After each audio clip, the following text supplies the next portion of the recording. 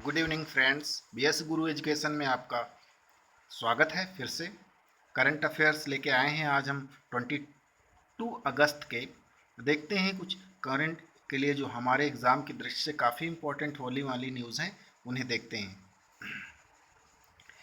Friends, Sindhu घाटी सभ्यता news में है। एक नए शोध पत्र में सिंधु घाटी सभ्यता यानी इंडस वैली सिविलाइजेशन की भाषाई संस्कृत पर कुछ नई अंतर्दृष्टि प्रदान की गई है। और इसमें पहले एक अध्ययन में पाया गया कि जो सिंधु घाटी सभ्यता है, वहाँ का जो आहार था मुख्य रूप से मांस था, और इसमें जो बीफ का मांस था ज़्यादा तौर से सेवन किया जाता था। और जुलाई 2021 में यूनेस्को ने गुजरात के धोलावीरा शहर को भारत की 40वीं धरोहर स्थल के रूप में घोषित किया है। और जैसा कि आप लोग पिछले वीडियोस में आपको ये बात बताई गई थी कि यूनेस्को के द्वारा धोलावीरा को 40वां विश्व धरोहर स्थल घोषित किया गया।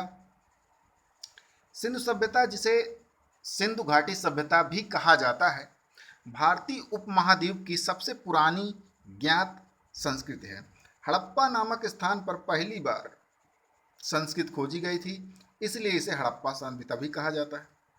विश्व की 3 सबसे शुरुआती सभ्यता हैं मेसोपोटामिया, मिस्र की सभ्यता और सिंधु सभ्यता। ये व्यापक रूप से 3 सभ्यताएं मानी जाती हैं। फ्रेंड्स, भौगोलिक विस्तार इसका कुछ इस प्रकार से है। भौगोलिक रूप से पंजाब के सिंध प्रांत, बलूचिस्तान, राजस्थान, गुजरात और पश्चिम उत्तर प्रदेश तक ये फैला हुआ है। जैसा कि मानचित्र में आप देख पा रहे होंगे, बगल में आपके पास चित्र में एक मानचित्र लगा हुआ है। इस पर आप देख पा रहे होंगे कि पंजाब का हिस्सा है, और सिंध, बलूचिस्तान, राजस्थान, गुजरात और पश्चिम उत्तर प्रदेश तक में फैला हुआ है। इनमें सुतका गेंडोर बलूचिस्तान में से पूर्व में आलमगीरपुर तथा उत्तर में मांडू जम्मू से दक्षिण में दायमाबाद अहमदाबाद नगर महाराष्ट्र का है तक के क्षेत्र शामिल हैं। कुछ सिंधु घाटी स्थल अफगानिस्तान में भी पाए गए हैं। कालीबंगा राजस्थान में, भारत के अगर देखें भारत में पाए जाने वाले स्थान क्या हैं, सबसे प्रमुख में देखें तो कालीबंगा राजस्थान में है, लोथल, धोलावीरा, रंगपुरा, सुरकोटड़ा गुजरात में, बनावली हरियाणा में है, और रोपड़ जो है आपका पंजाब में पड़ता है। और कुछ स्थल हड़प्पा सभ्यता के पाकिस्तान में भी हैं। हड़प्पा रावी नदी के तट पर मोहनजोदड़ो, सिंध में सिंधु नदी के तट पर चंदहुदड़ो सिंध में, ये सारे जो एरियाज हैं इस मानचित्र पर दिखाए गए हैं। हरियाणा का राखीगढ़ी, कालीबंगा, हड़प्पा, इंडस वैली, इंडस रिवर, मोहनजोदड़ो और धोलावीरा, लोथल, ये सारी चीज़ें। राखीगढ़ी आपका हरियाणा में, ये भी काफ़ी न्यूज़ में चर्चा में है, क्योंकि यहाँ पर पुरातात्विक सर्वेक्षण के द्वारा यहाँ खुदाई का कार्य हो रहा है, और यहाँ से कई परतें निकलने वाली हैं जो कि काफ़ी इम्पोर्टेंट हैं। फ्रेंड्स, चलते हैं अगले न्यूज़ की तरफ। इसी में देखते हैं कि इस सभ्यता में कृषि का किन किन चीज़ों की कृषि होती थी। कपास की खेती करने वाली पहली सभ्यता है ये। जो हड़प्पा सभ्यता है, ये कपास की खेती करने वाली पहली सभ्यता है। पशुपालन भी ये करते थे, जैसे भेड़, बकरी, सुअर को भी पाला जाता था यहाँ पर। और फसलों में मुख्य रूप से गेहूं को उगाते थे, जौ, कपास, रागी, खजूर और मटर थी। सुमेरियन यानी मेसोपोटामिया के साथ व्यापार किया जाता था यहाँ का। धातु के रूप में यहाँ पर तांबा, जस्ता जस्ता नहीं, कांस्य, टिन और शीशा शामिल थे। सोने चांदी का भी इनको ज्ञान था, परंतु लोहे का ज्ञान बिल्कुल नहीं था। उस समय तक लोहे का ज्ञान नहीं था। मिट्टी के बर्तन बनाते थे। खुदाई में काले रंग में डिजाइन किए गए लाल मिट्टी के उत्कृष्ट बर्तनों के टुकड़े पाए गए हैं। और मोतियों, चूड़ियों, झुमके और बर्तन बनाने के लिए भी फेंस का प्रयोग किया जाता था। मोहनजोदड़ो से डांसिंग गर्ल की एक मूर्ति मिली है, और माना जाता है कि यह 4000 वर्ष पुरानी है। और पशुपति की रूप में एक मूर्ति और मिली है जो पशुपति के नाम से जानी जाती है। तो फ्रेंड्स, अभी हम लोगों ने देखा कि भू सर्वेक्षण के विषय में, भू सर्वेक्षण यानी भारतीय भू वैज्ञानिक सर्वेक्षण है जीएसआई के विषय में देखेंगे। भू पर्यटन को बढ़ावा देने के लिए पूर्वोत्तर में कुछ भू वैज्ञानिक स्थलों की पहचान की है। देश में स्वीकृत 32 भू पर्यटन या भू विरासत स्थलों में से पूर्वोत्तर के 12 स्थानों को शामिल किया गया है। अभी फ्रेंड्स, जो भारतीय भू वैज्ञानिक सर्वेक्षण है वो भू पर्यटन को बढ़ावा देने के उद्देश्य से देश में स्वीकृत 32 भू पर्यटन या भू विरासत स्थलों में पूर्वोत्तर के 12 को फिर से और शामिल कर लिया है। चलते हैं, देखते हैं इसके क्या बिंदु हैं। भू विरासत स्थल, भू विरासत स्थल का तात्पर्य ऐसी भू वैज्ञानिक मुखाकृतियों या स्थानों से है जो स्वाभाविक रूप से या सांस्कृतिक रूप से महत्वपूर्ण है और पृथ्वी के विकास या पृथ्वी विज्ञान के इतिहास के लिए अंतर्दृष्टि प्रदान करते हैं अथवा इनका उपयोग शैक्षिक उद्देश्यों के लिए किया जाता है। भारतीय भू वैज्ञानिक सर्वेक्षण वह मूल निकाय है जो देश में भू विरासत स्थलों, राष्ट्रीय भू वैज्ञानिक स्मारकों की पहचान और संरक्षण की दिशा में प्रयास करता है।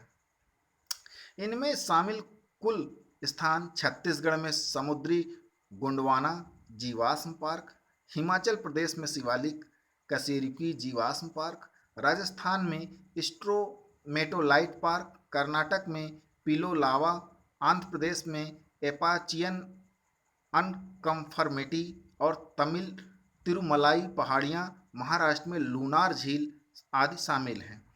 फ्रेंड्स, ये जो कुछ नए हमारे सर्वेक्षण में कुछ नए पूर्वोत्तर में भू विरासत स्थल शामिल किए गए हैं, उनमें से सबसे कुछ इम्पोर्टेंट्स ज़्यादा हैं, उनका हम ध्यान देते हैं। जैसे मंजुली द्वीप, यह असम में है। यह ब्रह्मपुत्र नदी में स्थित विश्व के बड़े द्वीपों में से एक नदी द्वीप है और 15वीं और 16वीं शताब्दी के सत सुधारक श्रीमंत शंकर देव उनके शिष्यों द्वारा स्थापित कई सत्रों या वैष्णव मठों के कारण यह द्वीप असम में अध्यात्म का केंद्र है। यानी मंजुल जो द्वीप है वो श्रीमंत शंकर देव और उनके शिष्यों द्वारा स्थापित किए गए वैष्णव मठों का कारण द्वीप में असम में आध्यात्म का केंद्र माना जाता है।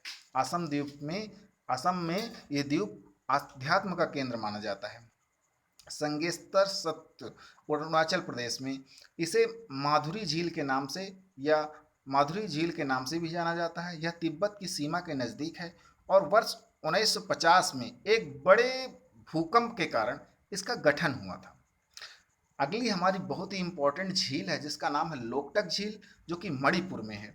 यह पूर्वोत्तर की सबसे बड़ी मीठे पानी की झील है और इस झील के प्रमुख आकर्षण हुमडीस या तैरते हुए बायोमास फंगस या उन पर मछुआरों की झोपड़ियां हैं।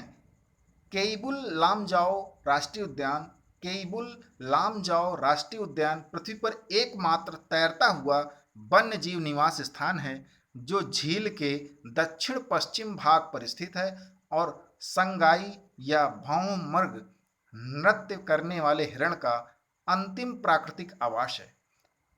कुछ अन्य जो नए शामिल किए गए हैं उनमें है मामलूर केव, मौलेई या गाइड्स रॉक, थेरिया घाट मेघालय, उमानंद आसाम, चाबीमुरा उनाकोटी त्रिपुरा, संगीतसर सत्य अरुणाचल प्रदेश, रीकलतलंग मिजोरम, नागा हिल्स, अफियोलाइट नागालैंड, इंस्ट्रूमेंटलाइट पार्क सिक्किम। तो ये जो हमारे 32 हैं, 32 में नए शामिल किए गए हैं 12, और ये पूर्वोत्तर राज्यों के अधिकतर क्षेत्र हैं। फ्रेंड्स, भारतीय भूवैज्ञानिक सर्वेक्षण की स्थापना 1851 में यानी ईस्ट इंडिया कंपनी के द्वारा की गई थी। इससे रेलवे के लिए कोयला भंडारण की खोज के लिए किया गया था। वर्तमान में भारतीय भूवैज्ञानिक सर्वेक्षण खनन मंत्रालय में संबद्ध कार्यालय है। जीएसआई के प्रमुख कार्य राष्ट्रीय भूवैज्ञानिक सूचना और खनिज संसाधन मूल्यांकन के निर्माण व अद्यतन से संबंधित है। इसका मुख्यालय कोलकाता में है। फ्रेंड्स, हमारी अगली न्यूज़ है वाणिज्यिक विमान हिंदुस्तान 228। हिंदुस्तान एरोनॉटिक्स लिमिटेड यानी HAL ने एक वाणिज्यिक विमान जिसका नाम है हिंदुस्तान 28 का सफल ग्राउंड रन और लो स्पीड टैक्सी परीक्षण किया है।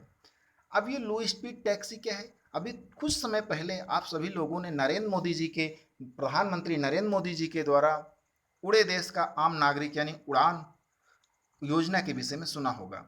उन्होंने आम आदमी की पहुंच के लिए कुछ छोटे यानी 1000 नए हवाई मार्ग एवं 100 नए हवाई अड्डे स्थापित करने का लक्ष्य उड़ान योजना के तहत रखा। एचएल सार्वजनिक क्षेत्र की विनिर्माण कंपनी है यानी विमान निर्माण कंपनी है। इसने भारतीय वायुसेना यानी इंडियन एयरफोर्स के लिए हल्के लड़ाकू विमान लाइट कॉम्बैक्ट एयरक्राफ्ट का निर्माण किया है। हिंदुस्तान 228 के विषय में कुछ जानते हैं हम लोग। राष्ट्रीय मनोवैज्ञानिक प्रयोगशाला में 14 मीटर सारस विमान विकास कार्यक्रम को वर्ष 2009 में स्थगित किए जाने के बाद यह भारत में छोटा नागरिक परिवहन विमान विकसित करने की दिशा में पहला बड़ा प्रसार है। हालांकि राष्ट्रीय वैमानिक प्रयोगशाला उड़ान के लिए सारस MK2 यानी 19 सीटर विमान को विकसित कर रहा है, क्योंकि इसमें अकुशल, अर्धनिर्मित और बिना पक्की हवाई पट्टी में कार्य करने की क्षमता है। यानी इसे कोई बहुत ही व्यवस्थित तरीके की उड़ान के लिए इसकी हवाई पट्टी की आवश्यकता नहीं होती है। अब ये उड़ान योजना है क्या, जरा इसके विषय में भी जान लेते हैं फ्रेंड्स। उड़े देश का आम नागरिक, जैसा कि मैंने पहले ही बताया, योजना को वर्ष 2016 में नागरिक उड्डयन मंत्रालय के तहत एक क्षेत्रीय कनेक्टिविटी योजना के रूप में लॉन्च किया जाता है। जैसे कि इलाहाबाद से कानपुर या लखनऊ या दिल्ली, इन देश के अंदर कनेक्टिविटी के रूप में ज़्यादा कनेक्टिविटी को बनाने के लिए इस उड़ान योजना को लॉन्च किया गया था। उड़ान योजना देश में क्षेत्रीय विमान बाजार विकसित करने की दिशा में एक इनोवेटिव कदम है। छोटे नागरिक विमानों को उड़ान योजना का एक अनिवार्य घटक माना जाता है। इस योजना का उद्देश्य क्षेत्रीय मार्गों पर किफायती तथा आर्थिक रूप से व्यवहार्य और लाभदायक उड़ानों की शुरुआत करना है, ताकि छोटे शहरों में भी आम आदमी के लिए सस्ती उड़ान शुरू की जा सके।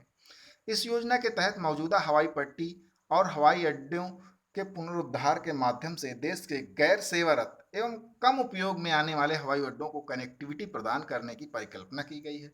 यह योजना 10 वर्षों की अवधि के लिए संचालित की जाएगी। फ्रेंड्स, अभी हमने देखा था भारतीय भूवैज्ञानिक सर्वेक्षण, चूंकि इसकी स्थापना 1851 में की गई थी, रेलवे के लिए किया गया था। ये कोलकाता में इसका मुख्यालय है। फ्रेंड्स, अभी फिलहाल एक युद्धाभ्यास कोंकण अभ्यास 21 यानी एक्सरसाइज कोंकण 21 हाल ही में INS तबर और HMS वेस्टमिनिस्टर के बीच इंग्लिश चैनल में कोंकण अभ्यास 2021 आयोजित किया गया। English channel all of great Britain के दक्षिण तट और फ्रांस के उत्तरी तट के बीच स्थित है। उत्तर में यह डोवर जलडमरू द्वारा उत्तरी सागर से अलग होता है। प्रमुख बिंदु अभ्यास के विषय में द्विपक्षीय कोंकण अभ्यास भारत और यूनाइटेड किंगडम के बीच आयोजित एक नौसैनिक अभ्यास है। यानी कोंकण अभ्यास जो है 2021 भारत और यूके के बीच हो रहा है। कोंकण अभ्यास श्रृंखला की शुरुआत वर्ष 2004 में हुई थी। तब से इसे अभ्यास का आयोजन दोनों देशों की नौसेनाओं द्वारा बारी बारी से किया जाता है। भारत और यूके के बीच अन्य अभ्यास इंद्रधनुष वायुसेना का अभ्यास है। अजय वॉरियर संयुक्त थल सेना अभ्यास है, जो कि भारत और यूनाइटेड किंगडम के बीच होते हैं। फ्रेंड्स, अगली न्यूज़ है हमारी जन शिक्षण संस्थान की। जन शिक्षण संस्थान ने केरल के नीलांबूर जंगल क्षेत्र के भीतर कुछ दूर दराज की आदिवासी बस्तियों में हाई स्पीड इंटरनेट की व्यवस्था की है, इसलिए ये न्यूज़ में है। JSS का फुल फॉर्म है जन शिक्षण संस्थान। योजना को पूर्व में श्रमिक विद्यापीठ के नाम से जाना जाता था। श्रमिक विद्यापीठ के नाम से जाना जाता था। यह भारत सरकार की एक अनूठी योजना थी और इसे वर्ष 1967 से देश में गैर यानी NGOs के माध्यम से लागू किया गया था। वर्ष 2000 में इस योजना का नाम बदलकर जन शिक्षण संस्थान कर दिया गया। इसे जुलाई 2018 में शिक्षा मंत्रालय से कौशल विकास उद्यमिता मंत्रालय में स्थानांतरित कर दिया गया। और जन शिक्षण संस्थान न्यूनतम लागत और बुनियादी ढांचे के साथ लाभार्थी को उनके दरवाजे पर व्यावसायिक कौशल प्रशिक्षण कार्यक्रम प्रदान कर लाभान्वित करते हैं।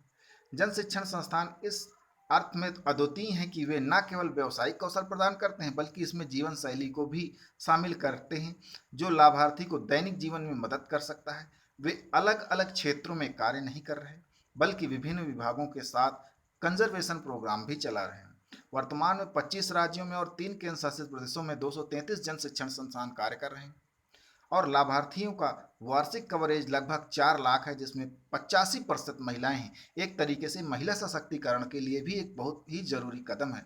फ्रेंड्स, आज के लिए इतना ही। Thanks for watching this video. यदि आपको ये वीडियो अच्छा लगता है, आपके एग्जाम की दृष्टि से महत्वपूर्ण लगता है, तो कृपया इसे लाइक करें, सब्सक्राइब करें और इस चैनल को बढ़ाने में मेरी मदद करें और उन लोगों तक इस वीडियो को पहुंचाएं जिनके लिए ये इस प्रकार का मटेरियल अवेलेबल नहीं है पढ़ाई के लिए, और आज इंटरनेट के माध्यम की वजह से वो सुचारू रूप से इस नॉलेज को अपने पास तक प्राप्त कर सकें। Thank you for watching again and again friends. Thank you.